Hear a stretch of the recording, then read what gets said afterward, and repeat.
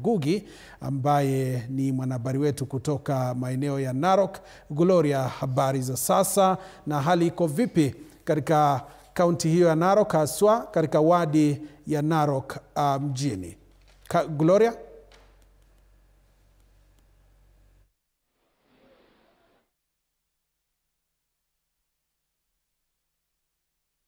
Imeanza kusikika mjini Narok wakati ambapo kura zinaendelea kuhesabiwa katika vituo tofauti hapa mjini Narok. Kwa sasa sisi wanahabari wengine wa vituo vingine pamoja na mimi tumeondoka kwenye vituo ambavyo tulikuwa, kwa maana kumezuka taharuki na tukaambiwa tuondoke. Na taharuki ilianza hapo asubuhi kufuatia ripoti ya kwamba kulikuwa na maafisa kutoka serikali ya kaunti ambao walikuwa wanawapatia watu ama wapiga kura pesa kwenye lango la kila stesheni ya kupiga kura ili waweze kubadili viongozi ambao walikuwa wanatarajia watakuwa wakiwapigia kura. Na viongozi wale wengine ama wale wawania ambao walikuwa wanatarajia watakuwa wakipata ushindi wakakuwa wanalalamika.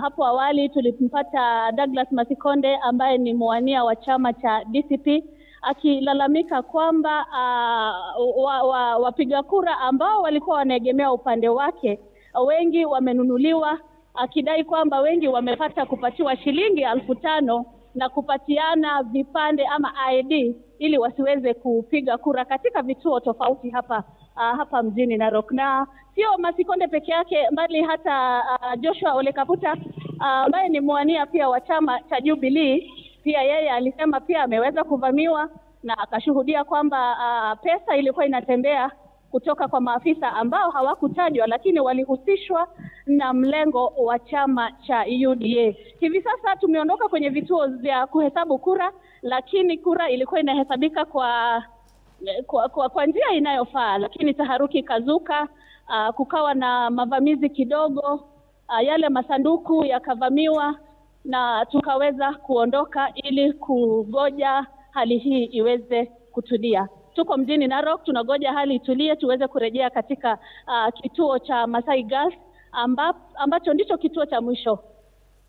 Na shukran sana Gloria Ngugi, ukizungumzia kwamba kulitokea vurugu katika kituo cha kuhesabia kura. Labda hali iko vipi? Labda vifaa ambavyo viko na kura hizo kwa mtazamo wako viko salama? Kwa mtazamo wangu haviko salama. Ndiyo. Maana wale ambao wanaegemea upande ule mwingine tofauti na upande wa DCP hata awali walikuwa wanatishia kwamba watapasua na kubadilisha. Naam. Hayo yalikuwa ni madai tu ambayo hayajatiliwa mkazo, madai tu, lakini kwa mtazamo wangu naona kwamba hayako salama.